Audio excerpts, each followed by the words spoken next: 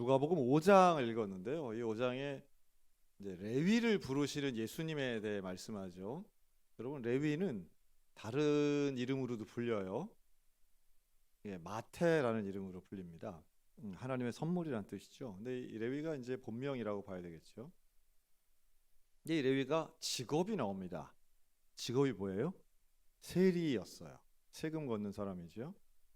지금 이제 세무직원은 상당히 좋은 직장으로 불리지만 이때 당시에 유대인들에게 있어서는 이 세금 걷는 세리는 그렇게 뭐랄까요, 호감도가 높은 직업은 아니었어요. 이게 좀 묘한 일인데요. 직업으로서의 일은 분명히 중요하기도 하지만 세금을 걷어서 결국 누구에게 주느냐면 이제 로마에다 바치기 때문에 이게 이제 민족적 정서하고 좀 맞지 않았던 거죠. 그리고 아무래도 돈에 대해서 강요하고 돈을 가져가는 사람이라고 하는 인식이 있다 보니 당시의 사람들에게는 이게 이제 좋게 보이지 않았던 겁니다. 특히나 소위 말해 근본주의자라고 할 수 있는 바리새인들 입장에서는 그게 좋아 보이는 게 아니었던 거예요. 그래서 또 한 명의 우리 유명한 세리가 있죠. 삭개오 같은 사람. 그런데 실제로는 어땠을까요? 제가 이런 질문 한번 드리고 싶어요. 세리는 아무도 상대를 안 해줘서 외로웠다. 그랬을까요? 음. 여러분, 오늘날 우리 한번 생각해 보세요. 사람들이 이렇게 선호하고 인정하는 직업이 있고요. 또 조금 무시할 만한 직업이 분명히 존재합니다. 이거 뭐 직업에 귀천 없다고 얘기하지만 사람들이 생각할 때 좀 경중이 있죠. 그렇다고 해서 친구가 없는 건 아닙니다. 또 우리가 뭔가 좀 터부시하고 부정적으로 보는 시각도 분명히 있을 수 있는데 그렇다고 해서 내가 볼 때는 저 사람이 좀 부정적이고 나쁠지라도 그렇다고 해서 그 사람 혼자 사는 건 아니에요. 이 세리들은 우리가 좀 오해하시면 안 되는 게 당시의 사람들이 부정적으로 봤다고 그래서 다 부정적으로 보고 친구가 하나도 없고 이런 거 결코 아닙니다. 자, 이 레위가 예수님 만나고 잔치를 열어요. 그런데 그 잔치에 사람이 많이 왔대요? 아무도 안 왔대요? 많이 왔어요. 많이 왔어요. 그 먹는 자리에. 그러니까 레위는 그 외로운 사람 아니에요. 세리는 욕하는 부류가 있는 거지. 모두가 뭐 세리를 다 등지고 이런 건 아닙니다. 물론 경제적으로는 조금 더 유리한 입장이었겠죠. 그래서 물질적으로 좀 풍요했을 거예요. 아무래도 갈릴리 해변에서 물고기 잡는 어부들보다는 훨씬 더 부유했을 겁니다. 세리가. 그런데 이 레위가 예수님을 만나는 장면이 아주 극적이에요. 어디서 만나요? 세관에 앉아 있는 세리를 만납니다. 직장이에요. 일터에 있는, 그러니까 집에 있는 게 아니라 참 예수님 보면 직장에 가서 만나세요. 그렇죠? 막 고기 잡고 와서 이제 배에서 금을 깁는 어부들을 만나서 얘기를 하시든지 뭐 이런 장면 보면 예수님은 적극적으로 찾아가시고 되게 낮에 일하는 시간에 가서 사람을 만났다 하는 걸 알 수 있어요. 그런데 이 레위에게 세관에 앉아 있는 레위 한참 일하고 있는 거예요. 자기의 가장 중요한 업무 공간이라고 볼 수 있어요. 여기에 찾아가서 뭐라고 하느냐면 나를 따르라고 하십니다. 여러분, 제가 만약에 여러분 근무 시간에 제가 찾아가가지고 목사님이 와가지고 권사님 좀 나와봐요 하면은 좀 나와봐요. 그러면 우리는 1번 모든 걸 멈추고 나간다. 2번 지금은 근무 시간이니 목사님 나중에 오세요 한다. 어. 대답하지 마시기 바랍니다. 뭐 이거 뭘 또 대답을? 어. 이게 뭐 자기 혼자 있는 것 같으면 뭐 쉽겠지만 그렇지 않잖아요. 그런데 놀랍게 이 레위가 예수님을 따라 나가는 거는 그냥 그날 하루 잠깐 뭐 20분 30분 나가는 게 아니잖아요. 자, 우리 28절 다 같이 읽겠습니다. 28절 시작. 그가 모든 것을 버리고, 짧지만 너무 강력하지 않습니까? 예수님이 나를 따르라 하니까 세상에 모든 것을 버렸대요. 모든 것. 오, 그냥 예수님 따라가는 건데 모든 것을 버렸다는 거 여러분 되게 중요한 부분이에요, 이거. 왜냐하면 왜 예수님은 바리새인을 부르지 않고 세리를 부르셨을까라고 할 때, 세리가 사실 불렀기 때문에 따라온 것도 있지만 예수님은 따라올 사람 부르셨다라고 볼 수 있습니다. 세리 안에 있는 그 믿음을 예수님은 아셨겠죠. 그리고 그냥 따라오너라 했는데 싫어요 이럴 사람을 부른 게 아닌 거예요. 나 못 가요 이런 게 아니에요. 예수님에 대한 기대감과 소망이 있는 사람, 또 뭔가 예수님을 따라가면 내가 지금 가지고 있는 인생에 대한 문제 해답을 찾을 것 같은 그런 마음의 준비가 되어 있는 사람 부르시는 거죠. 놀랍게도 이 레위는 모든 것을 버립니다. 어떤 면에서는 생계도, 직장도, 이 세리로서 이룰 수 있는 뭐 승진도 있을 것이고 또 물질적인 소득도 있겠죠. 근데 이걸 버리고 가는 거예요. 어떤 면에서 되게 무책임해 보이기도 하지만 극단적인 예수님이 제자를 부르시는 방식과 예수 그리스도의 제자의 삶이 어떤 것인가를 아주 극적으로 보여주고 있어요.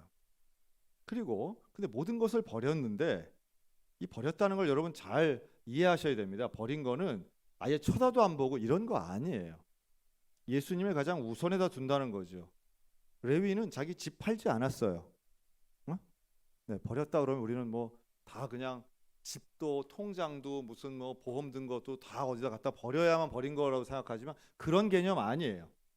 레위는 자기가 지금까지 중요하게 여겼던 모든 것보다 이제는 예수님의 뒤를 따라가는 걸 가장 중요하게 여겼다는 거죠. 그래서 그 기쁨을 가지고 집에서 잔치를 엽니다. 기쁨의 잔치죠. 예수님을 만나고 이제 나는 예수님 따라갈 거야. 어떤 면에서는 이별을 통보하는 거예요. 언제까지가 될지는 모르지만 나는 이제 예수님과 함께 여행 가는 거야. 그 잔치를 여는데 여기에 초대받았을 것 같지 않은 사람들이 나옵니다. 30절 바리새인과 그들의 서기관들이에요. 이것을 이제 초대받은 입장에 보는 해석이 있고요. 그렇지 않게 보는 해석의 입장이 있습니다. 저는 초대받진 않았다고 보여져요. 다만 이 잔치가 워낙 크니까 이 지역 안에서 당연히 시끄럽고 사람 많이 모였으니 바리새인들이 알았다고 보는 것이 자연스럽습니다. 자기를 그렇게 욕하는 바리새인을 굳이 초청할 필요가 없었겠죠. 그런데 이 바리새인과 서기관들이 이 잔치 자리를 향해서 뭐라고 하느냐 하면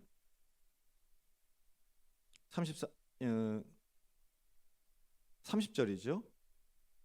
그 제자들을 비방하여 이르되 너희가 어찌하여 세리와 죄인과 함께 먹고 마시느냐라고 말해요. 자, 누구를 비방해요 지금? 이들이 비방하는 이 바리새인과 서기관들이 비방하는 대상은 누굽니까? 지금 말하고 있는 이 대화를 하고 있는 대상은 예수님의 제자들이에요. 그러니까 이 잔치 자리에 예수님이 계신 거예요. 그리고 예수님과 함께했던 사도들이 이 레위의 집에서 함께 음식을 먹는 거예요. 그런데 레위와 세리들은 이거 당연히 나쁜 놈들. 이건 아주 당연히 나쁜 놈들이고 너 예수와 제자들이 왜 먹냐? 왜 같이 함께 먹고 있느냐? 이 비방을 하는 거죠. 자, 여기에서 이 바리새인과 제사장들의 시각을 볼 수 있는데요.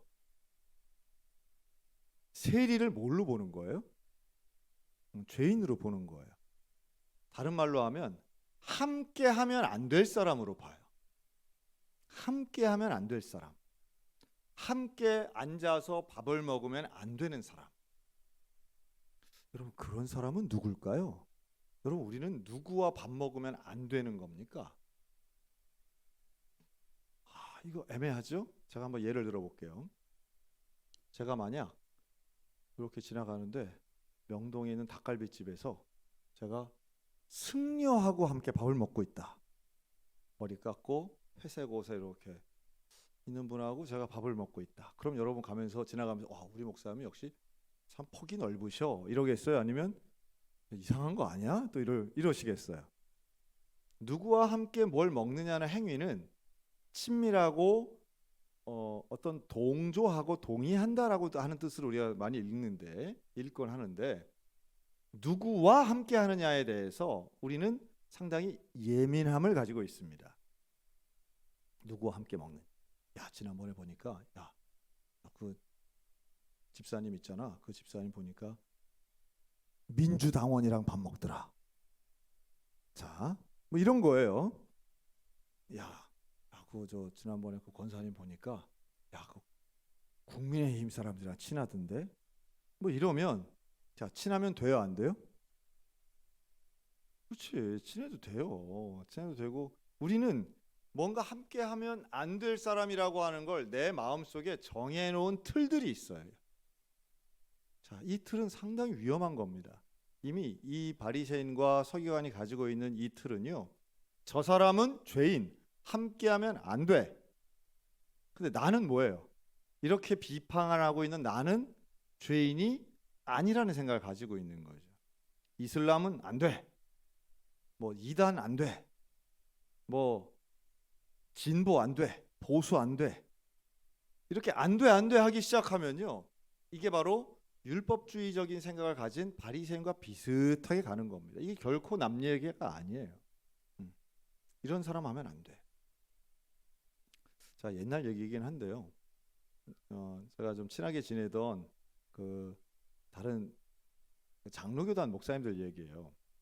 여러분, 장로교는 크게 통합과 합동으로 이렇게 나누십니다. 우리가 볼 때는 뭐 비슷비슷한 것 같은데요. 이 통합 합동 목사님들 되게 본인들은 상당히 다르다고 생각하세요.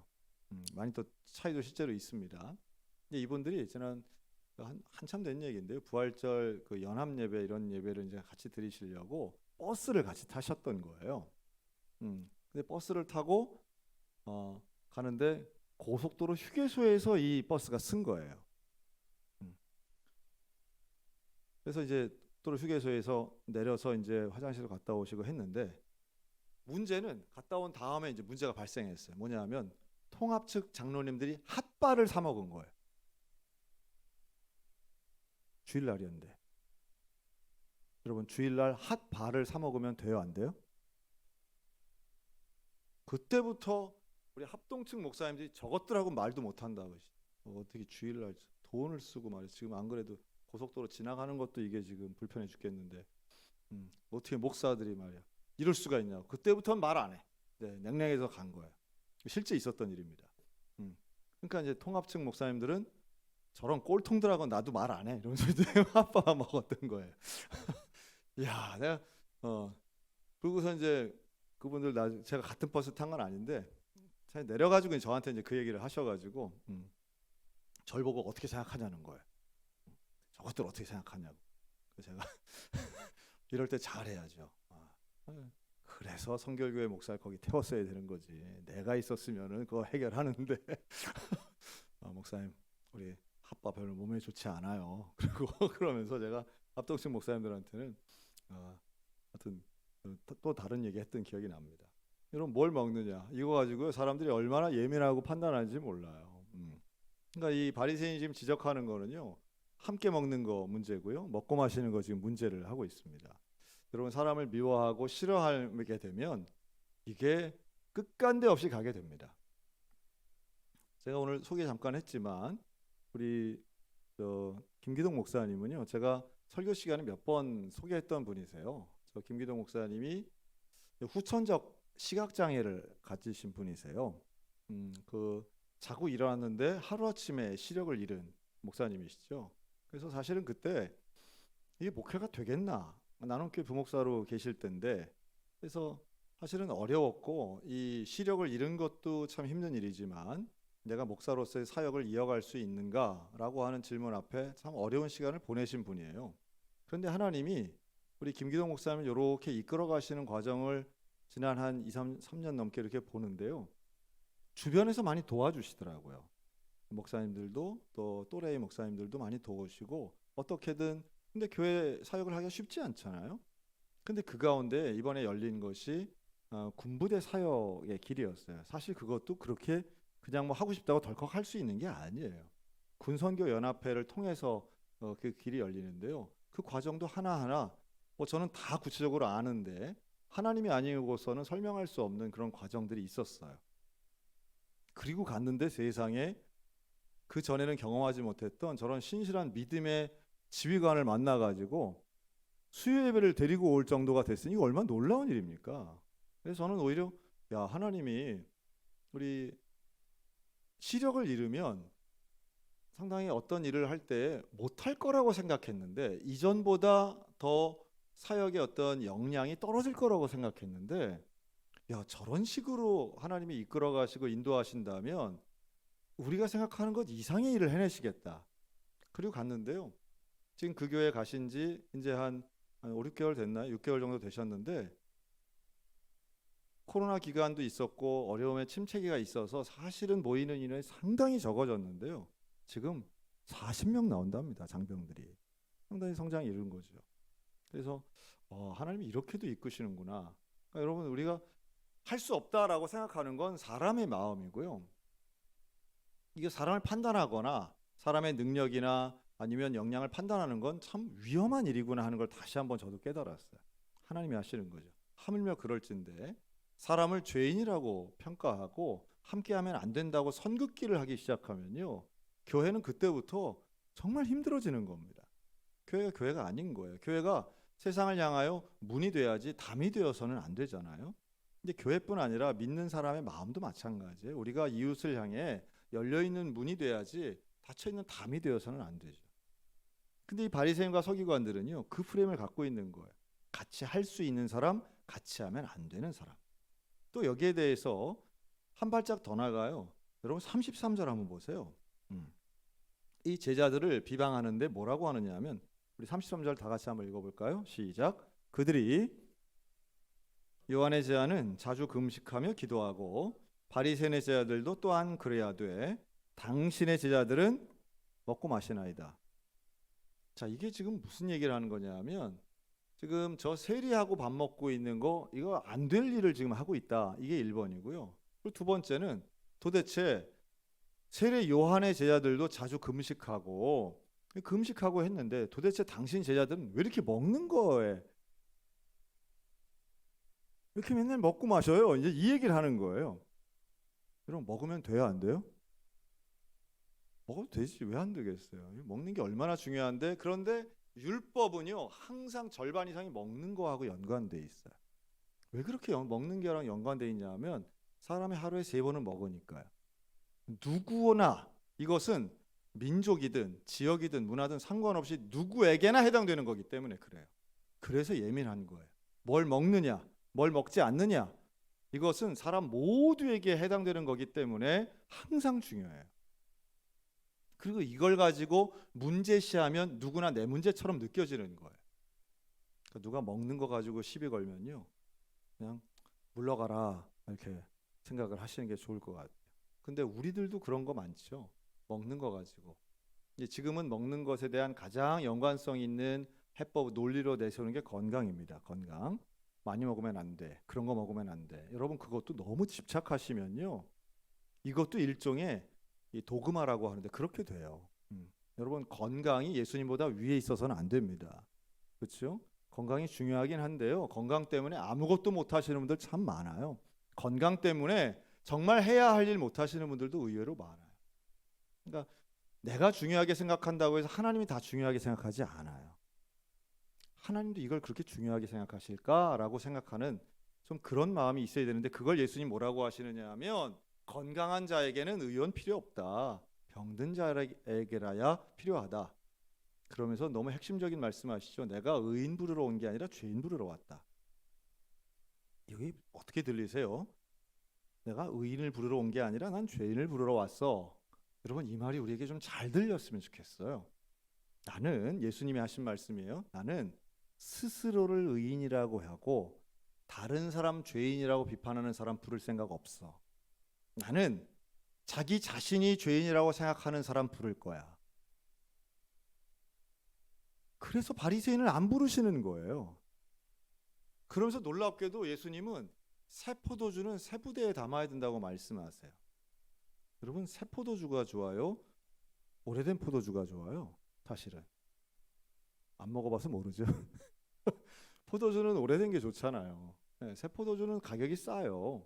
그런데 새 것과 묵은 것에 대해서 예수님 말씀하시면서 사실은 중요한 건 낡은 부대가 아니라 새 부대를 말씀하는 거예요. 그걸 담는 용기, 포도주 자체가 중요한 게 아니라 용기를 얘기하세요. 그릇을 말씀하시는 거예요. 자루를 말씀하죠.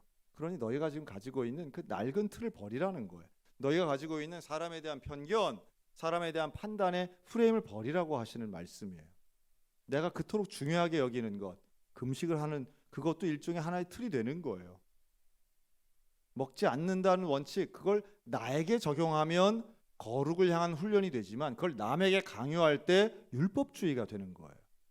그리고 남에게 강요하면서 한 단계 넘어 그걸 남을 비판하고 그걸 가지고 남과 나를 긋는 경계선을 만드는 순간 예수님께는 오히려 그건 결코 인정받을 수 없는 일이 되고 마는 겁니다. 이제 신앙생활이 오래될수록 또 신앙의 연조가 깊어질수록 사실은 우리는 선긋기에 너무 능수능란해지는 사람들이 돼요. 참 위험하죠. 저 같은 종교인도 마찬가지고요. 많이 알면 알수록 나와 다른 게 더 잘 보이는 거예요. 그렇죠? 새신자는 다른 게 잘 안 보여요. 다 새로우니까. 그런데 내가 신앙생활 오래 하잖아요. 그러면 나만의 틀이 있어요. 다른 교회 가서 예배드리면 그래요. 이 교회는 왜 주기도문을 가운데 하지? 끝에 해야 되는데. 이쯤이면은 뭐 음악이 나와야 되는데. 야, 이거 교회 이상하구만. 그렇지 않아요. 형식이나 방법은 얼마든지 새로워질 수 있어요. 그러니까 우리가 어떤 내가 가지고 있는 틀이 다가 아니라는 것을 여러분 인정하시고 나는 다른 사람을 죄인이라고 함부로 판단하는 잘못 범치 않을 때에 오히려 레위와 같이 예수님이 나를 따르라 말씀하실 때 벌떡 일어나 모든 것을 버리고 따라갈 수 있는 사람은 나의 죄를 깨닫고 하나님 앞에 한없이 겸손함을 유지하는 사람들입니다. 어제까지 제가 전국 목회자 부부 수련회 다녀왔어요. 여러분 목사님들 모이면 뭐 할까요? 전국에서 1,500명 우리 목회자 부부들이 모여가지고 했어요. 그래서 부목사님들 다 가셔가지고 우리 교회 부목사님들 가서 막 스텝으로 섬기고 했거든요.